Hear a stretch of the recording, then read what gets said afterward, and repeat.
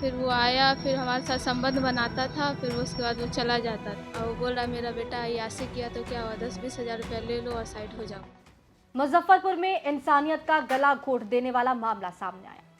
एक 21 साल की लड़की की जिंदगी को 2 साल तक रौंदने वाला शैतान खुलेआम घूम रहा है और लड़की आज भी इंसाफ के दरवाजे खटखटा रही है कि सिर्फ प्रेम में धोखा नहीं है, ये निकाह के नाम पर रचा गया शातिर जाल है, ये भरोसे का कठोरतम अपराध है, ये उस समाज की सच्चाई है जहां एक लड़की की चीख अक्सर रसूखदारों की नजर में शोर बनकर दबा दी जाती है। 2 साल तक प्यार का नाटक, फिर निकाह का झांसा, फिर शारीरिक शोषण, फिर जबरन गर्भपात और ऊपर से हत्या, तेजाब और टुकड़े टुकड़े करके फेंक देने की धमकी।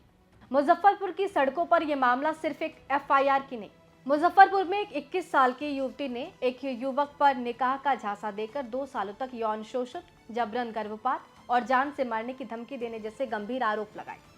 पीड़िता ने सोमवार को नगर पुलिस अधीक्षक से मुलाकात कर न्याय की मांग की। मामले की गंभीरता को देखते हुए पुलिस ने जांच शुरू करने का आश्वासन दिया।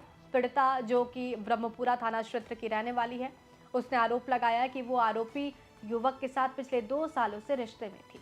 युवक बाटा गली क्षेत्र का निवासी बताया जा रहा है और उसने ये भरोसा दिलाया कि वो उससे शादी करेगा। इसी भरोसे पर युवती उसके साथ संपर्क में रही। युवती के अनुसार 9 जून 2025 को युवक ने उसे बुलाकर कोलकाता के मल्लिकपुर स्थित एक कोर्ट में शादी की औपचारिकता पूरी कराई और नजदीकी मदरसे में निकाह भी कराया। शादी के बाद युवक ने उसके सभी मूल दस्तावेज अपने नाम रख लिए और संबंध को किसी से न बताने का दबाव बनाया। युवती ने बताया कि शादी और वायदों के बावजूद आरोपी मुजफ्फरपुर आता रहा और उससे शारीरिक संबंध बनाता रहा। इसी दौरान वो गर्भवती हो गई। आरोप है कि इस बात की जानकारी मिलने पर युवक ने समय अनुकूल नहीं है ये कहकर उसे दवाइयां खिलाई और जबरन गर्भपात करा दिया। सर 2 साल से लड़का के साथ कांटेक्ट थे। 2 साल के बाद में फिर वो कोलकाता गया तो ज़्यादा क्लोज हुआ। फिर उसके बाद वहाँ से मैटर स्टार्ट हुआ। शादी करने का धमकी दी, शादी करने का झांसा दिया। ले जाके वो शादी किया कोलकाता में और फिर कोलकाता से शादी करने के बाद फिर वो लेके आया यहाँ ब्रह्मपुरा रहते। उसके बाद घर पे मेरे आता जाता था। मेरे घर पे वही मियाँ बीवी के ताला आता था, घर पे हमारे साथ रह के जाता था चुप चोरी, जैसे घर वाला को पता नहीं। वो अपने घर से आता था मेरे घर पे, जैसे कि कोई नहीं रहता था तब उसको बुलाया जाता था। मेरे घर वाले को किसी को नहीं मालूम था। और उसके बाद फिर वो आया, फिर हमारे साथ संबंध बनाता था, फिर उसके बाद वो चला जाता था। फिर उसका जब ये सब बात जब मेरे घर वाला को पता चला, उसके घर वाला तक ये सब बात गया, तो फिर लड़का पहचानने से हमको इनकार कर गया। बोल रहा है कि नहीं, इस लड़की को हम जानते ही नहीं हैं। जब उसके बाद फिर हम कलकत्ता ले गया था, तो कलकत्ता में क्या शादी भी हुआ? जी शादी किया था वो। कलकत्ता में किया था शादी? जी उसका प्रूफ सारा लड़का के पास है। लड़का के पास? जी अब क्या कह रहा है, वो लोग रखना नहीं चाह रहा? नहीं, वो लोग रखना नहीं चाह रहा। बोल रहा 10-20 हज़ार रुपया ले लो, साइड हो जाओ, नहीं तो फिर तुमको कैसे साइड करना है वो हम अच्छे तरीके से जानते हैं। और वो बोल रहा मेरा बेटा ऐसे किया तो क्या हुआ, 10-20 हज़ार रुपया ले लो और साइड हो जाओ, नहीं तो तुमको साइड करना होता। जी कौन साल से ये सब मामला चल रहा था? 2025 से चल रहा है। जी 24 से चल रहा है, 24 से 2024 जी सर।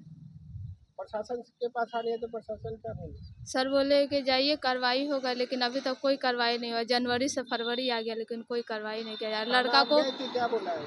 थाना पे गए तो बोला गया कि कार्रवाई चालू है, फ़ोन भी कर रहे तो कार्रवाई चालू है, लेकिन कोई कार्रवाई नहीं है। और बोलता है कि थाना तो मेरे अंडर में है, सब चीज़ मेरे अंडर में, तुम चप्पल घिसटा जाएगा लेकिन तुम्हारा कोई सुनवाई नहीं लिया जाएगा। पीड़िता का कहना है कि गर्भपात के बाद भी आरोपी का रवैया नहीं बदला और वो लगातार दबाव, धमकी और मानसिक प्रताड़ना देता रहा। युवती ने बताया कि बाद में उसे ये पता चला कि आरोपी का किसी अन्य लड़की से सोशल मीडिया पर संपर्क है। जब उसने इस बारे में सवाल किया तो आरोपी ने उसे जान से मारने, तेजाब फेंकने और टुकड़े टुकड़े करके फेंक देने जैसी धमकियां देना शुरू कर दिया। पीड़िता का यह भी कहना है कि आरोपी के परिवार के लोग रसूखदार हैं, जो पुलिस और प्रशासन का नाम लेकर उसे डराने धमकाने का काम कर रहे हैं।